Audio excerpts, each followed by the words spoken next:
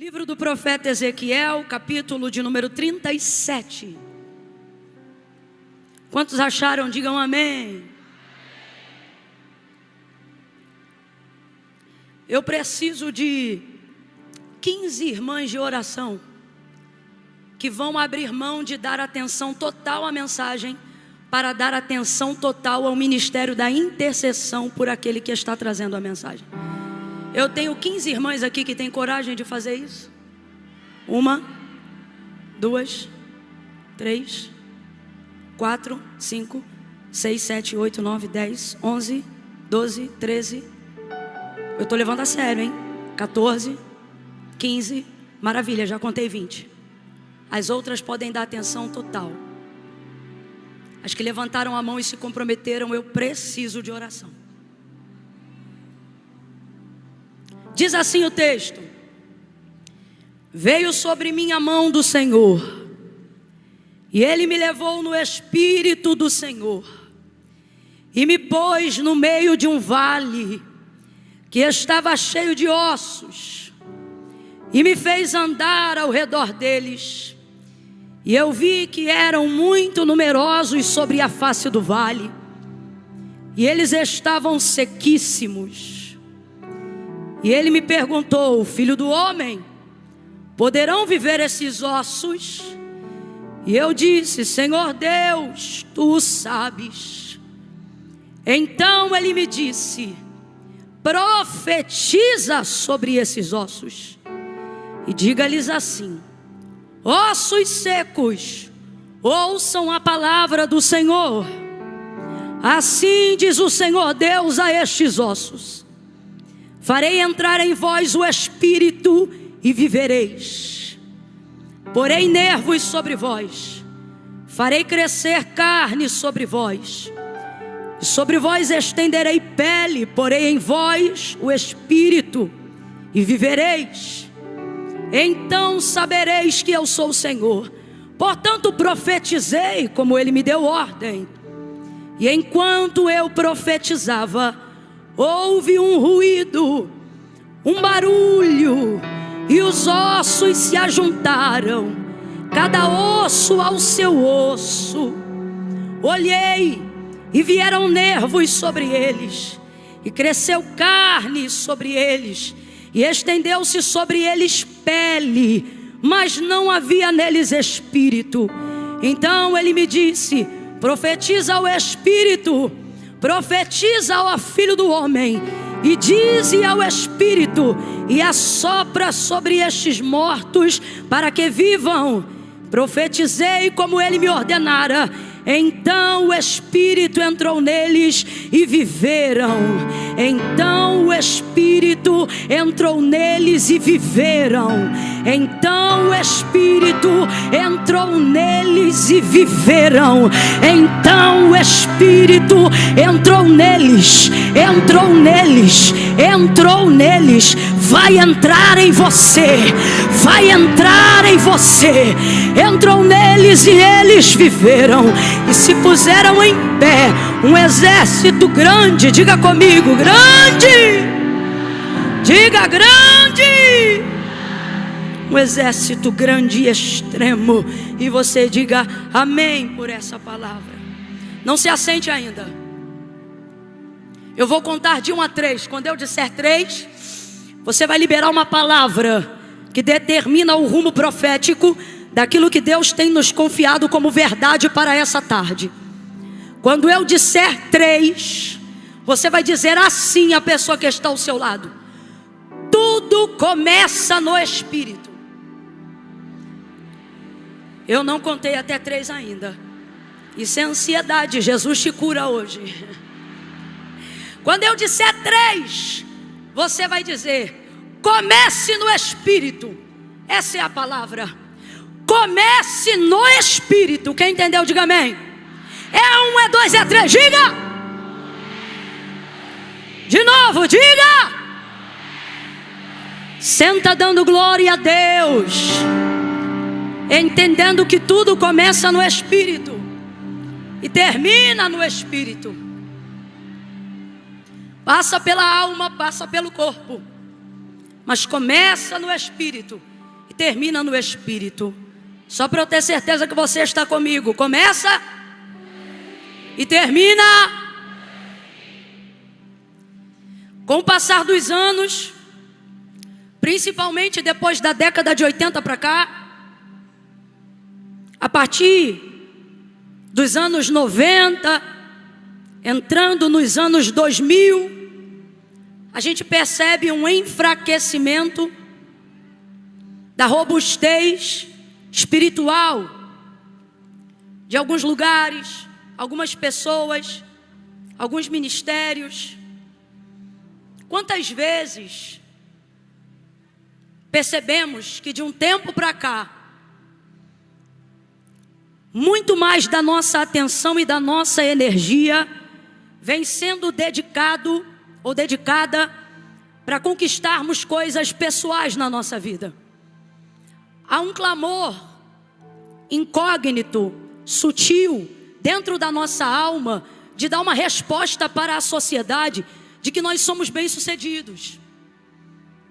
E queremos usar o nosso sucesso pessoal para a glória de Deus, a fim de que tudo que pedimos para que Deus faça em nós, Deus faça para a glória dEle, mas queremos que Ele faça questão de que essa glória se manifeste em cima do sucesso que eu quero ter.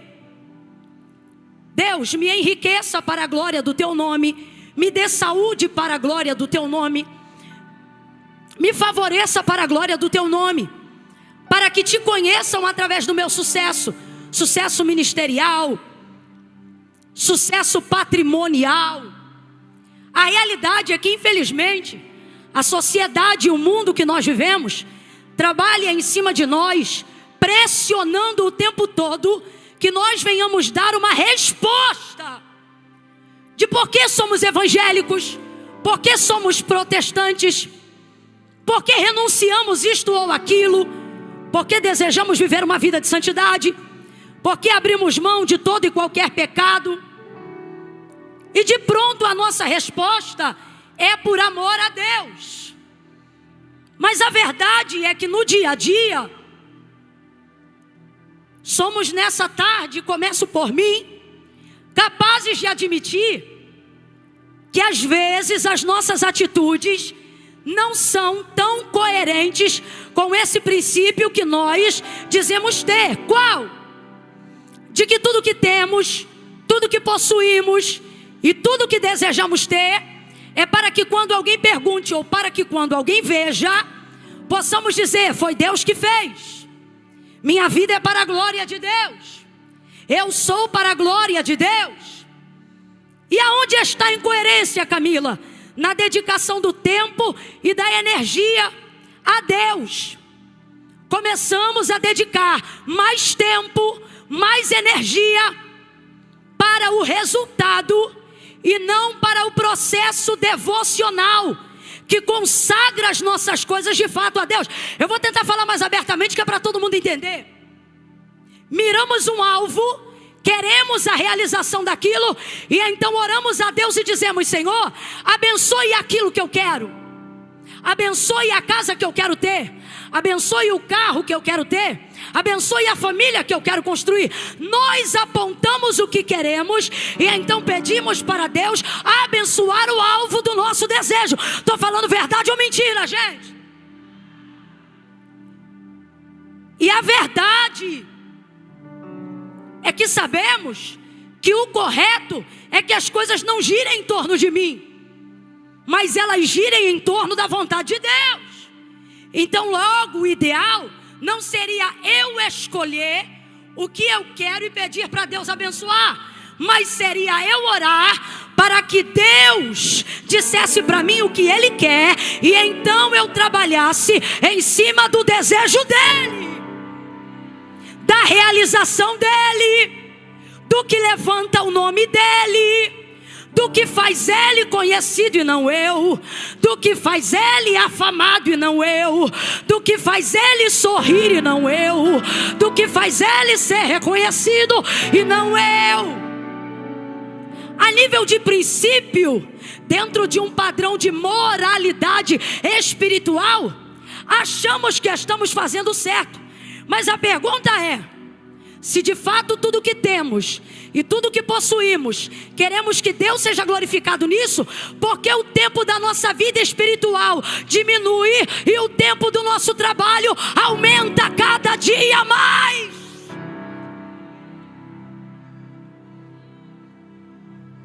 Porque a devocional é de 15 minutos e o home office é de 15 horas. Se isto é verdade, porque quando Deus não faz o que eu quero, eu sinto que a minha vergonha envergonha Ele, quando na verdade nada pode abalá-lo. Se isso é verdade, porque minhas maiores motivações para buscar a Deus tem sido aquilo que eu quero que Ele faça e não aquilo que Ele quer que eu faça. Se isso é verdade, por que jejuar tem sido tão difícil? Se isso é verdade, por que a gente só funciona com campanha em época que a coisa fica apertada e difícil? Se isso é verdade, por que não dobramos mais os joelhos de madrugada? Se isso é verdade, porque a nossa vida espiritual se tornou algo que é terceirizado. Se isso é verdade, porque eu não consigo mais me debruçar de joelhos, mesmo quando eu estou cansado? Se isso é verdade, porque a meditação da palavra tem se tornado tão esporádica, ao ponto de só abrirmos a Bíblia nos cultos, ou quando alguém está cultuando? Se isso é verdade, porque não temos buscado o conhecimento da palavra, haja vista que é Ele que manifesta a vontade de Deus? Eu vou falar rasgado nessa tarde. Aí depois a gente não entende, porque estamos tristes, porque alcançamos realização pessoal, estabilidade financeira, mas não entendemos porque o desejo de morte continua sendo maior do que a fome de vida. Estamos vivendo uma vida em que, sem perceber, os prazeres terrenos estão se tornando o resultado pelo qual nós escolhemos o meio a qual Deus deve ser glorificado. Então eu vou trabalhar para ter sucesso, para glorificar a Deus no meu sucesso, porque assim eu vou honrar a Deus. E Deus está dizendo: eu gostava mais quando tu me honrava no teu descanso em mim, santificando a tua vida e crendo que eu era poderoso para cobrir o teu expediente. Quantos cultos mais você vai faltar para cumprir plantão? Quantos cultos mais você não vai entrar na escala da igreja porque você tem que trabalhar fora? Quantos congressos mais de 3 dias você só vai conseguir vir em um porque você tem que trabalhar? Desde quando o braço da tua carne se tornou mais forte do que o Deus que te sustentava quando tu ainda era massa informe no ventre da tua mãe? A verdade é que Deus nos chamou como ministros, Deus nos chamou como os seus profetas, mas a pressão da sociedade impõe sucesso e o crente não quer ficar para trás. Há um cansaço exacerbado sobre o ombro da maioria, uma exaustão, um burnout, uma síndrome do pensamento acelerado. Sabe por quê? Porque hoje é status estar ocupado o tempo todo. Bonito é quem não tem tempo. Bonito é quem trabalha toda hora e não tem tempo para nada. Agora, por que isso está acontecendo? Porque a vida espiritual não é mais prioridade. E porque a vida espiritual não é mais prioridade, igreja, para muitos, porque a vida espiritual já não é mais prioridade para muitos. Por quê? Porque desenvolve-se com essa conduta frenética, exacerbada, na busca pelo sucesso, reconhecimento social. Desenvolve-se a ideia que o que é espiritual não deva ser priorizado. É chamado nos últimos dias de cultura pop. Qual é o nome que eu falei? Ela está impregnada até nos desenhos animados que as suas crianças assistem. E ela trabalha incutindo na mentalidade algo que ela coloca na tua mente sem você perceber que ela colocou. E o que ela coloca na tua mente? a ideia egocentrista de que é você que pode tudo, de que é você que faz tudo. Por isso você não deixa mais Deus atuar no seu expediente. Você só deixa Deus atuar no seu expediente quando você entra em áreas impossíveis de resolver. Mas quem disse que o nosso relacionamento com Deus deve ser desenvolvido somente quando questões impossíveis se apresentam? Olha para mim, isso está nos distanciando de Deus. Um Deus que você só busca quando precisa de socorro. Um Deus que você só se relaciona quando precisa de escape. Um Deus que você só conhece no momento das causas urgentes. E porque a gente já não se relaciona ou não está se relacionando no nível de intimidade que deveríamos estar nos relacionando com esse Deus. Ora, é porque agora eu cubro o meu expediente. Eu faço com o braço da minha carne. Eu vou, eu conquisto, eu chego, eu acho. Então só quando você de fato não pode, aí você diz: Senhor, meu Deus e meu Pai, eu estou aqui na tua presença. Porque sentir Deus tem se tornado obrigação de que o outro faça você sentir. Porque há uma escassez em nós de motivação própria para buscar a Deus. Então é o pregador que tem que ter muita unção. É o cantor que tem que dormir no azeite. É o pastor que tem que ter autoridade para fazer você sentir, para fazer você glorificar. Porque se alguém de fora não te der motivos, você não sabe quais são os próprios. Terceirização da vida espiritual. Quem está me ouvindo, diga amém. Eu já vou entrar no texto, irmãos. Tem dias que Deus me envia como pregadora, mas tem dias que Ele me traz como profeta. E essa tarde é tarde de concerto, e glória a Deus por isso. Porque o Senhor só faz isso com aqueles a quem Ele ama. Glória a Deus. Se você se sente privilegiado de estar nesse hall, levante a sua mão e diga assim: ainda bem que eu vim. Foi o Senhor quem te trouxe. E essa cultura mundana incute na nossa mente que aquilo que é espiritual é fraco. Por isso nós só oramos quando temos tempo. Só vamos para o monte se tiver tempo ou se tivermos uma emergência. Só vamos para o culto se estivermos na escala. E por que que nós estamos agindo dessa maneira?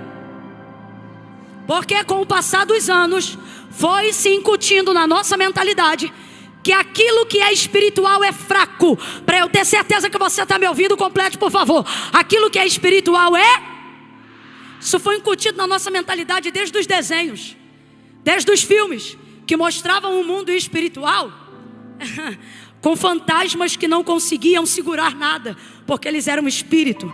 Lembra? Eles não têm autoridade sólida e atravessavam paredes. E isso era colocado na minha mente e na sua. Isso é um exemplo pífio que eu estou dando, mas só para você entender. Foi colocando-se na nossa mentalidade a ideia de que a carne vem primeiro, que o corpo vem primeiro, que o que é visto tem mais importância, que aquilo que eu posso tocar, aquilo que eu posso segurar é mais forte, é mais sólido. Mas essa não é a verdade. Talvez eu esteja lhe dizendo algo que você pense: ah, Camila, eu sei disso, mas será que sabe mesmo? Porque se você tivesse uma noção real do que é o mundo espiritual, eu duvido muito, irmãos, que nós estaríamos dedicando, aqueles que mais dedicam, estão dedicando 20% de tempo para a sua vida espiritual. E os outros não dedicam nada, navegam na onda de quem tem dedicado alguma coisa. Todo o outro restante vai para a família, vai para o trabalho, vai para a obra, até para a obra da igreja.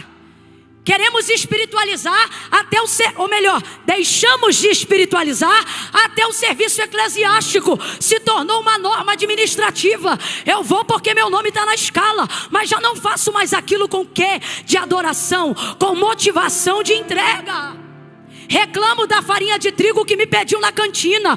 Por quê? Porque agora é só trabalho. Meu nome na escala de limpeza de novo. Reclamo de novo, porque para mim é só trabalho. Foi-se o tempo que alguém passava um pano no banco 2 vezes na semana, dizendo: Deus, eu estou aqui porque eu amo servir a tua casa. Para mim esse trabalho ainda é espiritual.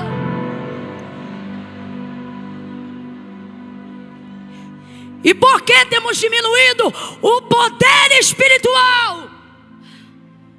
Porque ele não ocupa mais o lugar de relevância que sempre ocupou na nossa vida. E porque ele não tem ocupado mais? Porque a maioria de nós aqui alcançou o sucesso. Você não precisa mais orar para a comida chegar. Agora você tem uma vida estável, que você tem dinheiro para pagar a conta do mês. Mas quando você não tinha, orar pelo mês era prioridade. Você fazia até campanha de primícias.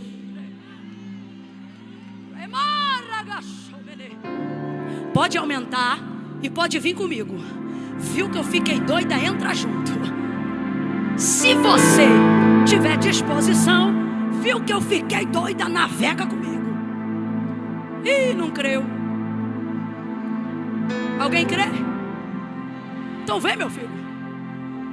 Ele ainda está sendo experimentado na fé. Ele não creu. Aleluia. Agora você não ora mais quando recebe compra. Eu só estou te dando exemplos para que você não diga que eu vim aqui jogar conversa fora. Só Deus sabe o esforço que eu estou fazendo para pregar. Irmãos, eu vim aqui e esses exemplos são para mostrar que eu e você já não temos mais valorizado o mundo espiritual como ele deve ser valorizado. Quando você dependia de Deus para fazer compra do mês, tu levava a vida espiritual tão a sério que quando as compras chegavam, você não botava no armário antes de consagrar o Senhor. Deus está falando comigo ou só com mais alguém? Eu me lembro, quando minha mãe arriava a sacola, eu saía correndo para pegar meu biscoito preferido. E ela batia na minha mão e dizia: tira a mão! E ela dizia: estende a mão. Senhor, eu te dou graças. Faça com que esse alimento renda até que tu tenha poder para prover o próximo. Eu estou sentindo um resgate do Espírito Santo nesses 56 anos tão grande, tão grande, tão grande, que daqui para o ano que vem em São Paulo vai ter gente que vai de avião, vai ter gente que vai de carro, mas eu não vou duvidar se alguém for transladado, porque o Espírito Santo vai entrar em você de novo e vai te fazer entender que o mundo espiritual é mais real do que a cadeira que você está sentada, é mais real do que o chão que você pisa.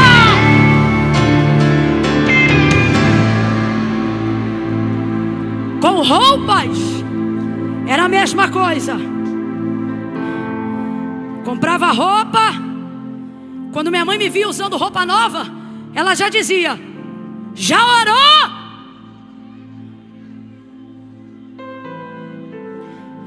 Eu cultivo um bom hábito até hoje, mas percebo gente que perdeu hábitos que a gente pensou que jamais se perderiam em nosso meio. Sabe do que eu me lembro? Não se tinha coragem de ingerir uma refeição sem fazer uma oração. Você orou hoje antes do almoço? Irmãos, não se saía de casa sem fazer a devocional. Não, depois eu oro. Deus está vendo que não dá tempo. Deus está vendo que não é mais prioridade. Agora eu tenho que falar rasgado, que é para todo mundo entender. Eu não vim aqui questionar o nosso cristianismo. Eu vim refletir pela maneira como nós estamos exercendo. Presta atenção. Deus não tem dúvida que na nossa vida Ele é o único. Quem está me ouvindo aí, diga amém. Redobre a atenção. Deus não tem dúvida, porque nós não temos dúvida de que na nossa vida Ele é o único. Se hoje uma espada viesse à tua garganta, irmãos, eu falo isso debaixo de autoridade, e alguém dissesse: nega Jesus e você vive, eu tenho aqui mais de 80%, eu creio pela fé, que diriam: pode cortar. Porque negar não nega, trair não trai, rejeitar não rejeita. Pode ter vacilado, pode ter errado, a gente reconhece as nossas falhas, mas a gente sabe, Ele é o amor da nossa alma, Ele arrebata a nossa vida. Ninguém é pra gente o que Ele é pra gente. É Ele que levanta o nosso corpo da cama, é Ele que nos dá graça quando a gente diz que não aguenta mais, é Ele que diz suporta mais um pouco. É Ele, é Ele, é Ele. Então Ele sabe que Ele é o único. Os outros têm mãos, mas não carregam, têm pés, mas não caminham, têm olhos, mas não veem. Mas o nosso Deus tem olho como chama de fogo, e a gente reconhece a autoridade dele. Ele não é um ancião aposentado, Ele é a raiz de Jessé, o lírio dos vales, a resplandecente estrela da manhã. Quem o trocará? Quem mudará de Deus? Quem o negará? Não negamos, não traímos. Ele sabe e nós sabemos que na nossa vida Ele é o único. Vamos lá? Ele sabe e nós sabemos que na nossa vida Ele é o... Ele sabe e nós sabemos que na nossa vida Ele é o... Então não é sobre isso que eu vim pregar. Eu não estou falando com 10 crentes. Eu sei que para cada rosto que meu olho acompanha aqui nessa tarde, para Deus e para você, você sabe, Camila, Ele é o meu único. Amém? Não é sobre isso. A pergunta aqui não é, Bispo Oídes, se Ele é o único, porque Ele sabe que Ele é o único. Ele está dizendo, eu vejo e eu sei que eu sou o único. O problema é que já há algum tempo eu não sou mais o primeiro.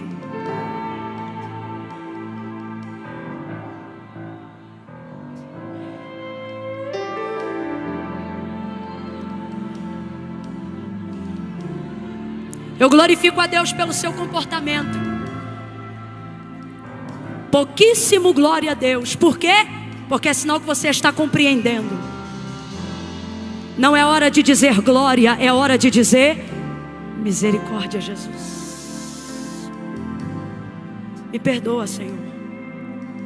Verdadeiramente Tu és o único. Eu reconheço que eu não posso nada sem Ti.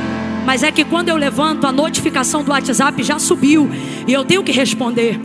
Eu sei, Senhor, Tu és o único. O problema é que eu já levanto com meus filhos gritando. E aí o Senhor sabe, eu tenho que botar comida no fogo, porque senão atraso o dia inteiro. E o Senhor está dizendo, pois bem, eu sei que eu sou o único, mas nessa noite eu vim aqui te dizer, volta a me colocar também no lugar de primeiro, porque só ser o único não será suficiente. Você precisa entender que se o primeiro lugar não for meu, eu não ocuparei nenhum outro, mesmo que ele seja único, porque para mim não tem segundo lugar, para mim não tem terceiro lugar.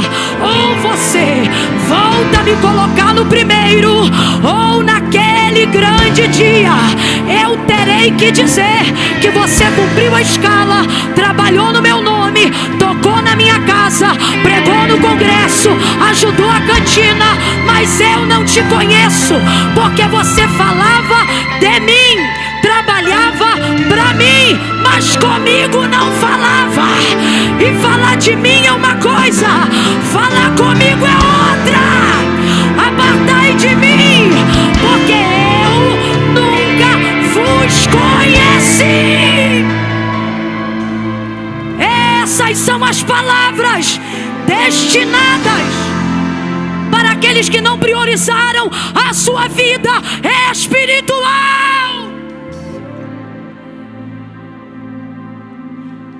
Naquele dia chegarão a Ele e dirão assim, olha, eu expulsei demônios em Teu nome. Tinha autoridade, tinha ou não tinha?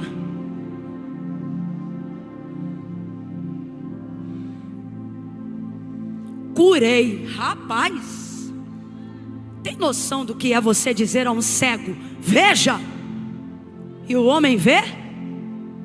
Em teu nome eu curei. Então tem autoridade, tem ou não tem? Tem dom, tem ou não tem? Tem serviço, tem ou não tem? Ou você acha que é ímpio, que vai chegar no tribunal e vai dizer, falei no teu nome. Rapaz, o desviado está pregando? O ímpio que está no caminho da iniquidade tem prazer em mencionar Deus? Claro que não. Então quem é que está falando? Crente. Quem é que está falando? Ministro.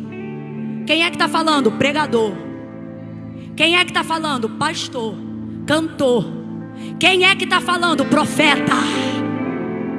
Gente que tem dom, gente que tem serviço, gente que usufruiu e exerceu do dom. Partai de mim, porque eu nunca vos. Você me conheceu, mas eu não te. Você falava de mim, mas não falava. Alguém está entendendo o que Deus está falando aqui? Vou perguntar, vou pedir para você para completar de novo. É como se Deus estivesse dizendo assim: você falava de mim, mas não falava. De novo, você falava de mim, mas não falava. Você falava por mim, mas não falava. E Ele está dizendo: aqui não entra quem fala de mim, aqui entra quem fala.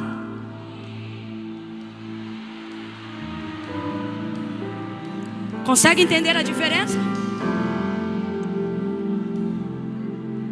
Camila, quando foi que esse declínio começou a acontecer? Quando você parou de entender que Deus é Espírito e começou a pessoalizar a imagem de Deus, e começou a usar expressões do tipo: Deus me entende, Deus sabe, e começou a servir a Deus para conhecê-lo e não para servi-lo. Quando você só quer conhecer, você também quer exercer controle sobre as ações de Deus. Vou fazer isto por isto, vou fazer isto por aquilo. Vamos falar a verdade? Quantos jejuns você já fez porque queria receber algo que você queria receber? Estou mentindo, gente?